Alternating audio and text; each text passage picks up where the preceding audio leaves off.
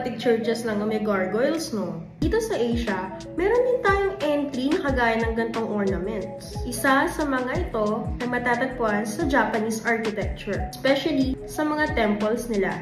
And those are no other than Onigawara. Okay guys, ano nga ulit? Onigawara. Ito ay Japanese term na may literal o direktang translation na demon tiles.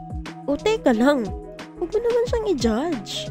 Hindi lang siya design or display lang. May silbi to, no? Structurally, ang Onigawara ay ang armor ng mga bubong na nakalagay sa dulo ng mga ito. Ang mga Onigawara ay typically made of clay or ceramic na nagsisilbing end caps. Bukod pa dito, ini-stabilize din ng mga Onigawara ang roof tiles, lalong-lalo na kapag malakas ang hangin or mga lindol. At dahil sa weight din ng Onigawara, minemaintain niya din ang alignment ng mga ridges ng tiles.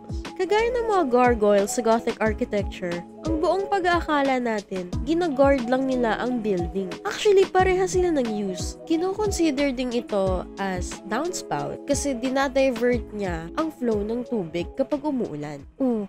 Kung di mo pa alam ang gargoyle, sa discuss ko na to. Scroll ka lang dito sa page. Balikan mo yung dati naming video. So, to wrap these things up, kung akala mo design lang ang mga Onigawara, mali ka. Oo, part siya ng dekorasyon. Pero, part din siya ng defense mechanism ng structure. Para siyang bodyguard na may fierce na look. O diba, kita naman? Kaya next time na makikita mo ang mga Onigawara, hindi lang cute or nakakatakot naman or wow, amazing.